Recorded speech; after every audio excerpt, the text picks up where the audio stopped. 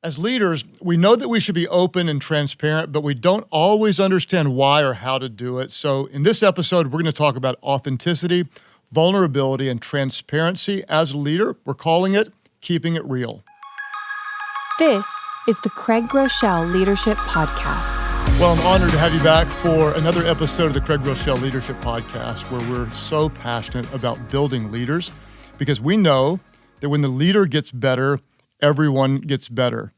If you're new with us, we release a brand new teaching on the first Thursday of every month, and I would love to invite you to subscribe so you'll receive it every single month. You can subscribe on Apple Podcasts, Google Play, on YouTube. You might want the Leader's Guide. You can download the Leader's Guide at Life.Church/Leadership Podcast, or just let us know your email. We'll send it to you every single month, and you can go over this with your team. If this is helpful to you, it would mean so much to me if you invite others to be a part, share about the teaching on social media.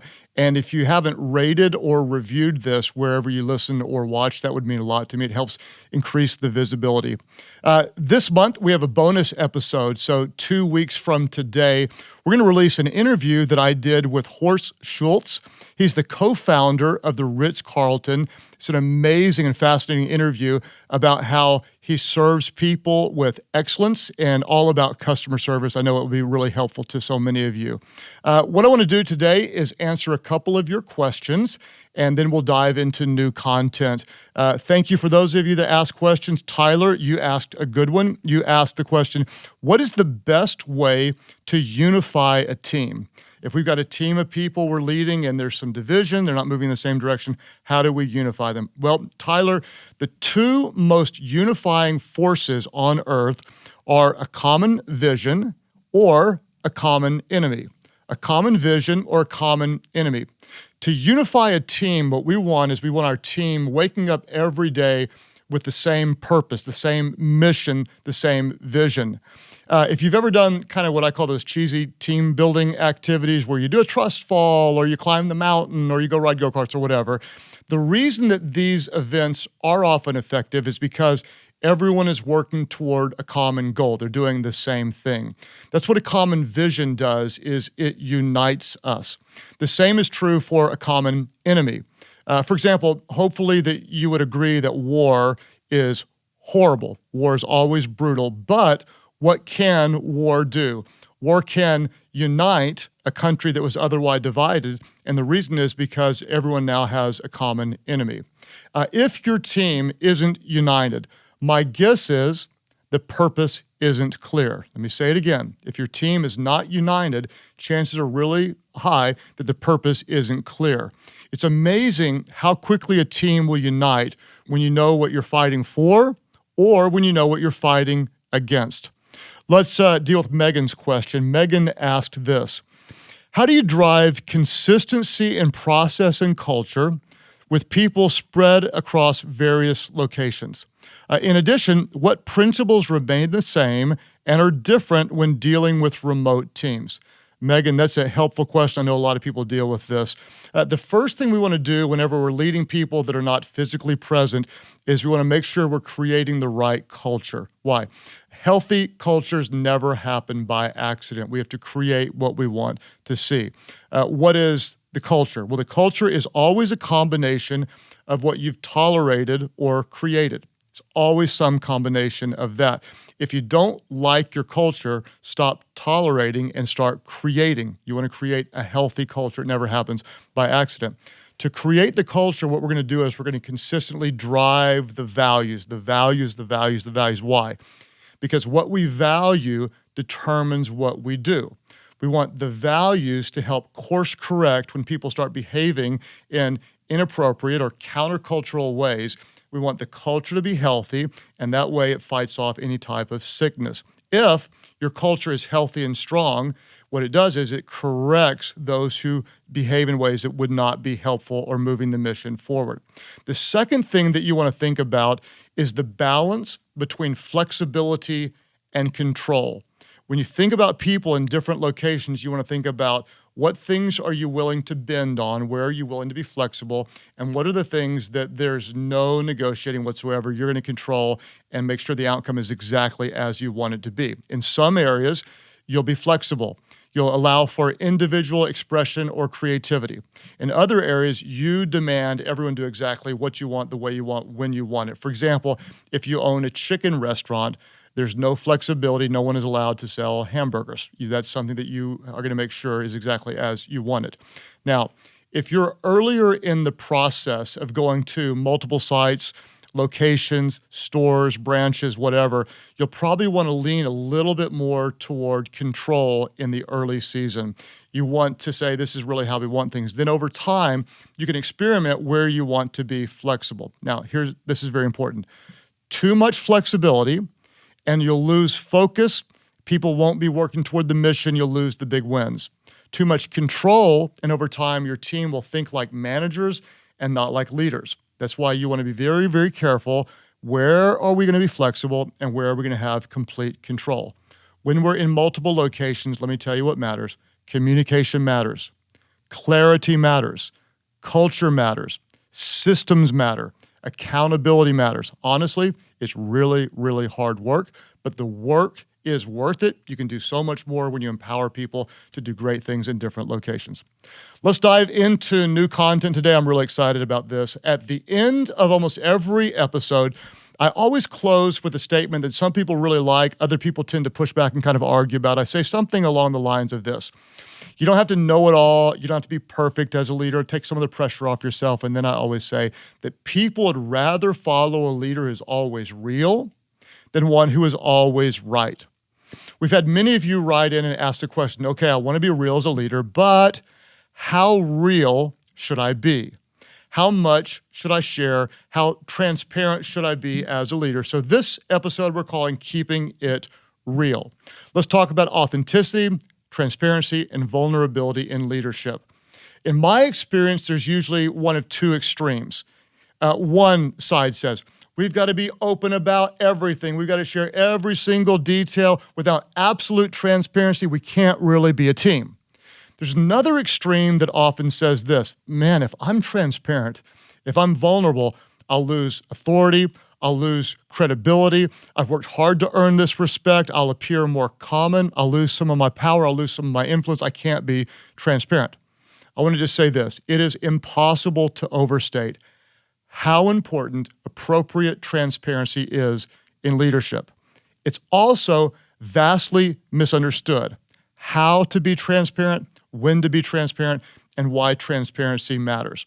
In fact, according to a 2014 survey by the American Psychological Association, only 1/2 of employees believe their bosses are being open and honest. I want you to think about this. Only 1/2 of employees think that their bosses, their managers, their supervisors are being open or being transparent. Another survey shows that only 1 in 4 employees actually trust their boss. I hope you'll embrace this. You, as a leader, cannot lead if you don't have trust. If 1/4 of your employees do not trust you, your future as a leader is very, very bleak. Something needs to change. So, what do we know about almost all the people that work with us and work for us? Here's what we know. We know that people want to relate, people want to connect. This is true today more than ever before. In fact, more in my lifetime. If you go back in the past and you kind of look at the boomer generation, most boomers, not all, but boomers typically had the mindset, I'm going to go to work for one company, have one job, I'm going to stay there for a long time, and then I'll get my watch when I finally retire. Thank you very much for 50 years of service. Here's your watch. That was the normal mindset. Today, it's not so much like that. The emerging generation doesn't just want a job. Most of the emerging generation wants a job that really matters. They want to make some sort of a difference. And for the job to matter, people crave mission and they crave connection. We want to believe in the people that we're with, and we want to do something meaningful together. So a lot of people are going to say, well, we want our leaders to be more transparent, more authentic, more vulnerable. And you as a leader might realize there's a little bit of a tension. Because if your organization starts to grow at all, now you've got 3 employees, 13, 47, 209, whatever it is, you're going to realize practically you cannot share everything. Not only is it not practical, but sometimes it's not wise. In next month's episode, we're going to talk about the how. How do we effectively decide what to share, when to share it, and such? I'm calling that episode How to Keep It Real and Not Be Weird, because there's such a thing as oversharing and being weird when it comes to transparency. Today, I want to talk about why it matters so much. 3 big reasons why transparent leadership matters. Points number 1 and number 2, they're very similar. In fact, it's almost the same thing, but it's so important. I'm going to say essentially the same thing in 2 different ways. Number 1, why does transparency matter? Because transparency is a suspicion eliminator. It's a suspicion eliminator. What is suspicion? Suspicion is organizational cancer. If you want to kill the progress, the growth, the momentum in any organization, just let suspicions grow and trust fade. What happens is when we as leaders lose the trust of our people, we lose the ability to lead. It can take years to build trust, but think about this. It only takes suspicion, not proof, to destroy trust. What is the recipe for suspicion in any organization? Well, any level of perceived, and let me say that word again, perceived. It doesn't have to be real. It can simply be perceived. Any level of perceived hypocrisy, inconsistency, selfish motives creates suspicion. What does secrecy do? Secrecy breeds suspicion. Transparency, on the other hand, it breeds trust. In fact, if I can chase a little rabbit for just a moment, one of the most common places that we see suspicion creep in our organizations is anytime we have staff transitions. Why is she being let go? Why is he no longer here? What we need to learn to do as leaders is this is a real strategic time to build trust rather than lose it. We need to learn to appropriately tell the truth without slandering a person. Tell the truth. This person isn't here anymore because they weren't a cultural fit. Our work ethics were a little bit different. We weren't quite on the same page. Whatever it is, we want to appropriately, in the best light, tell the truth without slandering the person, and this actually can build trust rather than losing it. The problem is so often we have these kind of vague, blurry, partial truths, and that almost always leads to gossip, rumors, and misbeliefs, especially in my world, in the nonprofit world. If there's a moral failure, anytime that we're not honest, anytime that we're not direct, anytime we're vague, it leads to gossips, it leads to all sorts of things that are often much worse than what really happened. So here's what I just want to say. Appropriately telling the truth answers legitimate questions. It kills gossip and it shuts down rumors. In fact, if any of you lead where a moral failure could impact your organization, here's what I hope you understand. A moral failure handled poorly will always be a trust killer. But leading through a moral failure with truth, integrity, and appropriate honesty can be a trust builder. What do we know? Number 1, transparency is a suspicion eliminator. Number 2, transparency is a trust builder. It's essentially the same thing, but I'm going to say it in a little different way. The key to successful leadership is influence, not authority. We've talked about that before. The key to being great, successful, making a difference is having influence, not just authority. What's the difference? There's a difference between an authoritative boss and a trust-building leader, a big difference. What does a boss do? Well, a boss drives with authority. I'm the boss, this is the way it's going to be. A boss drives with authority, but a leader inspires with trust. Trust matters so much. What is the currency of influence? It's trust. The currency of influence is always trust. And I hope you'll understand, just because you have a title does not mean that you have trust. There's a big difference. In fact, I like the way John Maxwell says it. He says, true leadership cannot be awarded, appointed, or assigned. It only comes from influence, and influence cannot be mandated. It must be earned. What do we know about transparency in leadership? Number 1, it is a suspicion eliminator. Number 2, it's a trust builder. And number 3, transparency is a relational unifier. It unifies and bonds us in relationships. In fact, I would say that this is one of the biggest missed opportunities for some leaders because they wrongly believe that the people, they're going to love me, they're going to respect me, they're going to admire me if I'm always strong, wise, and confident.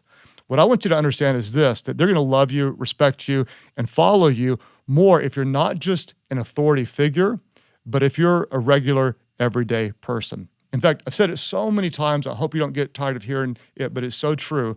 People may admire you for your strengths, but they connect with you for your weaknesses. When you're transparent, there's an emotional bond that takes place. It's a unifying experience. In fact, it's helpful in other ways. As a leader, if you're carrying problems alone, then what do you have? You have only your mind looking for solutions. But if you're transparent about the problems, then you engage the mind of your leaders around you who can help contribute toward a solution. And this is what's so important, is then the people around you, they don't feel like they're working for you, but what are they doing? They're working with you, alongside of you. You are together as a team working toward a common mission. Now think about this. If I'm working with you and I withhold information from you, what are your thoughts about me? I've got something I could share with you, but I'm not. You're going to start seeing me as a competitor. The same is true for you. If you're not telling me everything, why aren't you telling me? We're not on the same page. I'm going to see you as a competitor. But if we're transparent and if we're open with each other, sharing information, what are we? We're teammates working toward the same goal. Simon Sinek said it this way. He said, a team is not a group of people who work together. A team is a group of people who trust each other. 3 big thoughts. Transparency, it's a suspicion eliminator, trust builder, and relational unifier. Now, pay careful attention. Above all else, to be truthful and transparent with others, you must be truthful and transparent with yourself. People do not want to follow an organization. They want to follow a person. And you don't have to be a person that always gets it right. They don't have to follow someone who's perfect, but they do want to follow someone that they trust. Trust is everything. Let's review and then stick with me for some application questions. This is where the rubber meets the road. This is where we put into application what we hear and what we learn. Over 1 in 4 employees don't trust their leaders. If you don't have trust, you can't lead. Why does transparency matter? It's a suspicion eliminator. What is suspicion? It is organizational cancer. It will eat up and kill everything that you love. You lose trust, you lose the ability to lead. Suspicion, secrecy, that breeds suspicion. Transparency, that breeds trust. Number 2, transparency is a trust builder. The currency of influence is always trust. Just because you have a title doesn't mean you have trust. A boss, they'll direct with authority, but a leader inspires with trust. Number 3, transparency is a relational unifier. People may admire you for your strengths, but they connect with you, they bond with you, they trust with you when you reveal your weaknesses. If we're hiding information from each other, we feel like competitors. If we're sharing information with others, we feel like we're on a team. A team is not just a group of people that work together. A team is a group of people who trust each other. Reflection questions. Number 1, I want you to think about this. On a scale of 1 to 10, how transparent are you with your team? On a scale of 1 to 10, 10 being the highest, how transparent are you with your team? Now I'm going to ask the same question in a little bit of a different way because since we're the masters of self-deception, we're all good at it. I'm going to ask it to you this way. How do you think your team would score you on transparency? Why don't you ask them, even better if you can ask them anonymously where they can be honest, how transparent do you think that you are with them? If that number is lower than about a 9, you probably need to make some changes. Number 2, what questions do you think your team is asking that you are not answering? This is crazy important. The people that care, they're out there wondering, I wonder about this, wonder about the budget, wonder about the future, wonder about a past initiative, how we're doing, how are we on hiring, what new project, where are we going? They're asking questions. What questions do you think your team is asking that you're not answering? And once you can answer that question, what are you going to do about it? Now, I can assume that based on the information that we've covered today, it probably raises more practical questions that you would have. I hope it does. So here's a little teaser of the next month's episode. Here's what I hope you'll understand about transparency. Transparency is not all or nothing. As a leader, you always tell the truth. But remember, telling the truth means what you say is true, but it doesn't mean that everything true needs to be said. We'll talk more about how to do it in the next month's episode. Above all else, let me say it again. To be truthful and transparent with others, you have to be truthful and transparent with yourself. People don't want to follow an organization. They want to follow a leader that they can trust. So guess what? Here it is again. You don't have to be perfect. You don't have to know it all. You don't have to be the best out there. Just be yourself, because people would rather follow a leader who's always real than one who's always right. Thank you for joining us at the Craig Groeschel Leadership Podcast. If you want to go even deeper into this episode and get the leadership guide or show notes, you can go to Life.Church/leadership podcast. You can also sign up to have that information delivered straight to your inbox every month. In the meantime, you can subscribe to this podcast, rate and review it on iTunes, and share with your friends on social media. Once again, thank you for joining us at the Craig Groeschel Leadership Podcast.